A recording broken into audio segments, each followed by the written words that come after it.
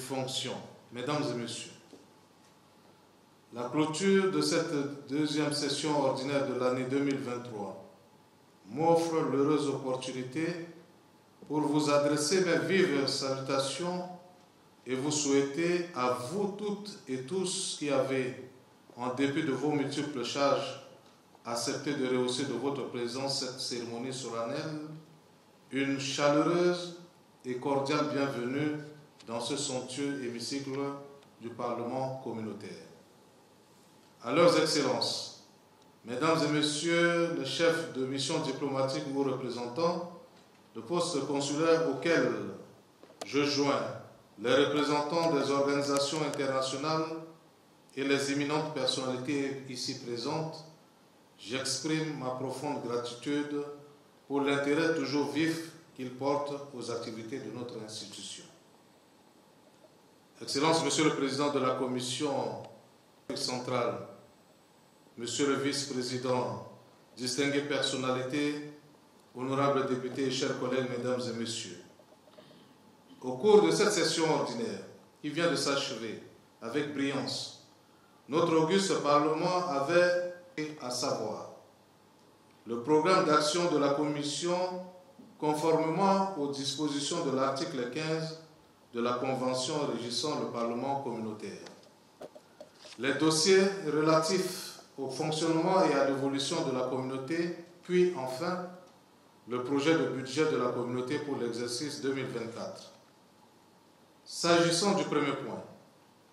nous avons eu, au regard des dispositions de l'article 15 de la Convention régissant le Parlement communautaire, à examiner de façon méticuleuse le dit programme en tenant évidemment compte des enjeux et défis auxquels elle est confrontée. Cet exercice de très grande importance nous a permis d'avoir une véritable visibilité sur les différents axes qui sous-tendent la vision pertinente de la communauté. Aussi, voudrait-il se réjouir de la qualité des contributions significatives et remarquables apportées par les uns et les autres. Le président de la Commission, M. Balthazar Ngunga Edjo, pour ce programme réaliste et ambitieux, et l'encourager à conduire à terme toutes les réformes entreprises. Quant au deuxième point, nous avons, dans le cadre de notre mission législative de contrôle démocratique, renvoyé ces dossiers à la prochaine session afin de permettre à la commission en charge de la question de l'examiner sérieusement avant de la déférer en plénière. Pour ce qui est du dernier point, à l'issue du Conseil des ministres tenu à Bangui le 30 octobre 2023, il a été décidé du 12e provisoire, eu égard aux résultats de l'audit diligenté par la Commission, afin de permettre à celle-ci de mettre en place certaines mesures avant l'élaboration du budget de la communauté au cours du prochain Conseil, lequel budget sera examiné et transmis au Parlement pour examen et adoption au cours de la première session de l'année 2024. Honorables députés et chers collègues, sur le plan sociopolitique, nous pouvons relever avec grande satisfaction la mise en place du Parlement de transition suite aux changements intervenus en République gabonaise ayant pour corollaire la dissolution des institutions de la République, entre autres le Parlement. Toutefois, des possibilités sont en train d'être examinées au regard de nos textes en vigueur afin que ce pays frère puisse avoir la possibilité d'être toujours représenté au sein de notre auguste institution. Il va sans dire que ce sera avec immense joie que nous allons accueillir nos collègues du Gabon qui viendront siéger très prochainement au sein de notre Parlement communautaire. Qu'il me soit aussi permis de saisir cette opportunité pour saluer la visite officielle de son Excellence, professeur Faustin Archange Touadéra, président de la République, chef de l'État, la République centrafricaine, chef de l'État, et président en exercice de la conférence des chefs d'État de la CEMAC à notre siège, qui est, importe-t-il de le signaler, la première de son histoire, et nous osons croire qu'elle va se pérenniser.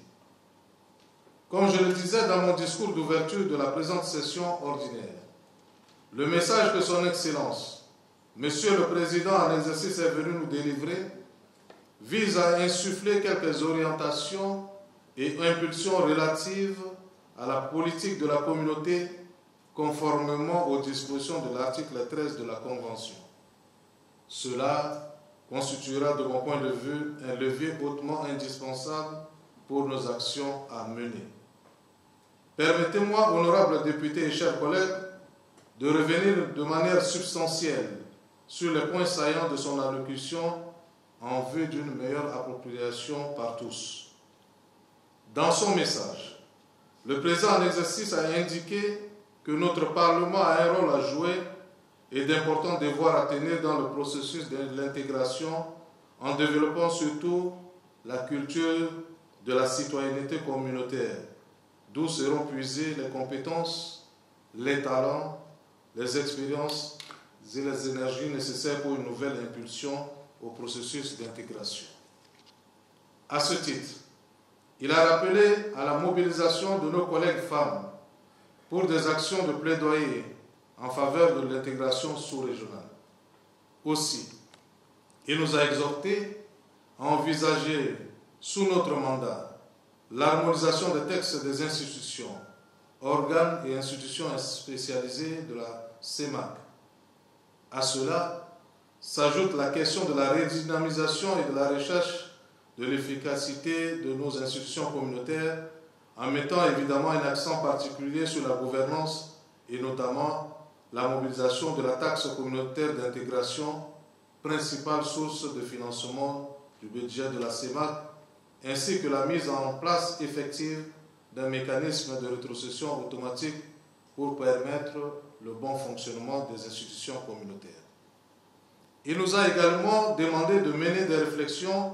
sur la problématique de notre prime de départ en fin de mandat, au même titre que les institutions et personnels de l'administration parlementaire.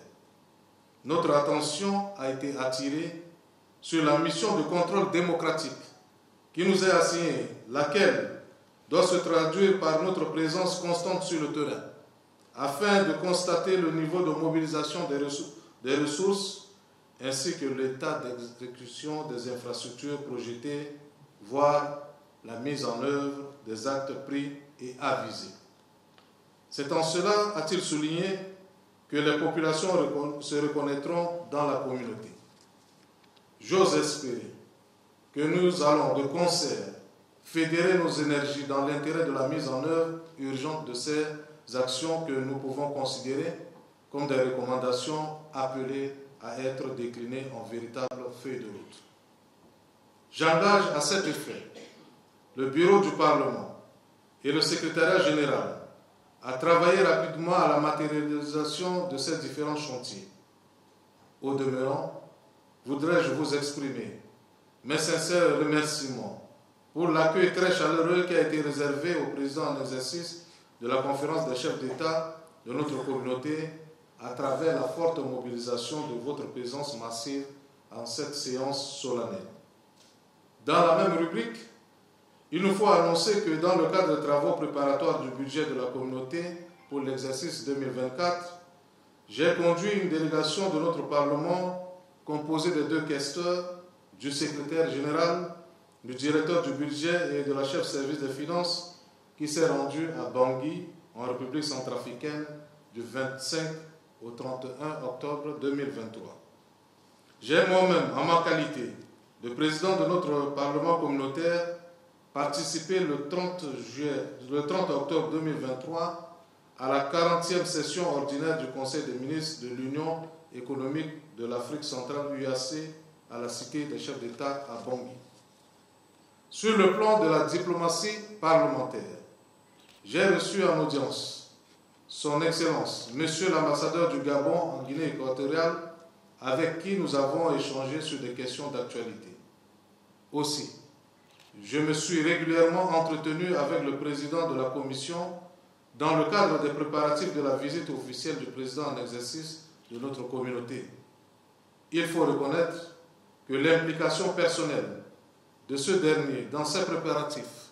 a beaucoup contribué à la réussite de cet événement solennel et historique. J'ai également, avec le président de la commission, assisté le président en exercice lors des audiences qu'il a accordées aux différentes délégations parlementaires. Dans le cadre de la consolidation des relations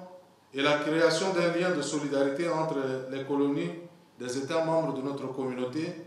j'ai fait organiser une réunion qui est la toute première du genre. Excellence, Monsieur le Président de la Commission CEMAC, honorables députés, chers collègues, distinguées personnalités, mesdames et messieurs, après cette période d'intenses travaux, vous avez sans doute, honorables députés, chers collègues, au terme de cette deuxième session ordinaire,